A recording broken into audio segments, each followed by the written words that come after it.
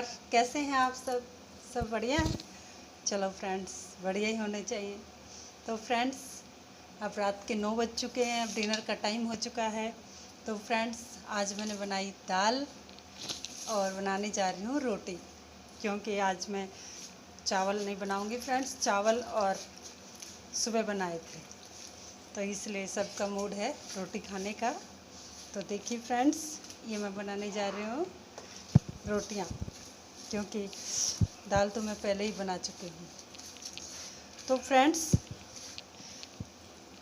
ये आटा गूंदने की जो तरकीब है ना फ्रेंड्स, जैसे कि हम लेडीज़ें सब आटा गूंदती हैं, तो इससे भी हमारी हाथों की एक्सरसाइज होती है।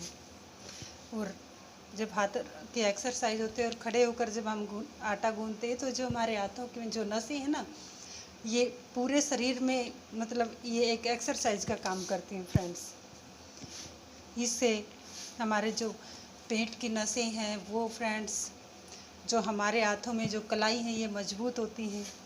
तो फ्रेंड्स, ये काम करना भी एक तरह से ही एक्सरसाइज ही है। आटा गूंदना हुआ, पूड़ियाँ बेलना हुआ, रोटियाँ सेकना हुआ फ्रेंड्स, हर तरह की ये सब एक्सरसाइज ही हैं। और फ्रेंड्स, जब हम आटे को इस तरह से गूंदते हैं ना, यूँ करके, तो इससे हमारी उंगलियों की एक्सरसाइज होती है। तो इससे हमारी कलाइयाँ मजबूत होती हैं, उंगलियों में भी हमेशा ही ताकत रहती है फ्रेंड्स। और हाथों में आटा गूंदने से हमारे पूरे शरीर में, पूरे बॉडी में एक तरह की एक्सरसाइज हो जाती है।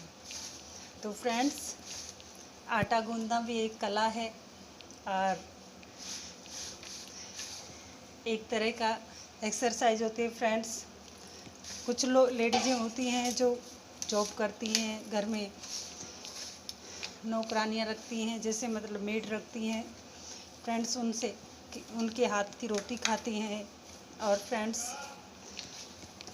तो इस तरह से वो मतलब उनके हाथों की, उनको भी जॉब करती हैं तो वो भी बिजी रहती हैं फ्रेंड्स। इस तरह से उनके हाथों की इस तरह एक्सरसाइज नहीं होती ना फ्रेंड्स। तो ये अक्सर ही वो सब ज़्यादातर बीमार ही रहती हैं। और फ्रेंड्स, जो लेडीज़ें अपने घर का काम खुद करती हैं, तो इससे हमारे शरीर में जो फ्रेंड्स जो पसीना आता है, वो एक जो गंदगी होती है वो पसीने के ज़रिए निकल जाती है। तो फ्रेंड्स, इस तरह से सारा काम भी हो जाता है घर का, और हमारे शरीर में जो गंदगी होती है वो पसीने के ज़रिए बाहर निकल जाती है।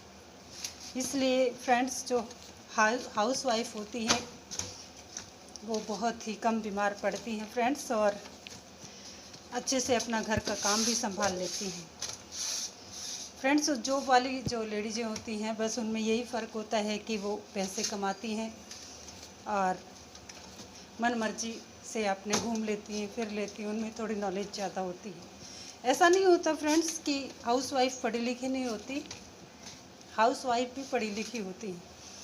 लेकिन ये है कि ये ससुराल वालों पर डिपेंड करता है। किसी को नौकरी कराना पसंद होता है, किसी को नहीं होता, किसी घर में पहले से ही पैसा भरा होता है, या फिर पैसा ना होने के बावजूद भी वो अपने घर की लेडीज़ों को बाहर नहीं निकलने देते हैं।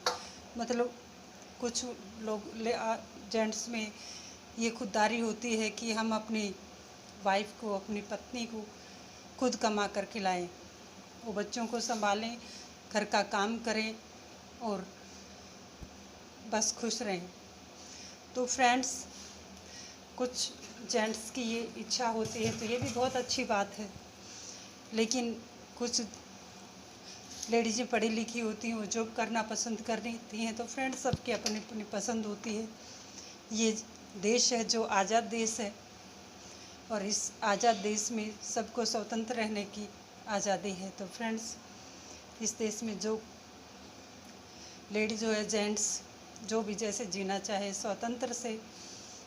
स्वतंत्रता सबको है, तो सब अच्छे से जी सकते हैं, रह सकते हैं, और फ्रेंड्स खुश रह सकते हैं।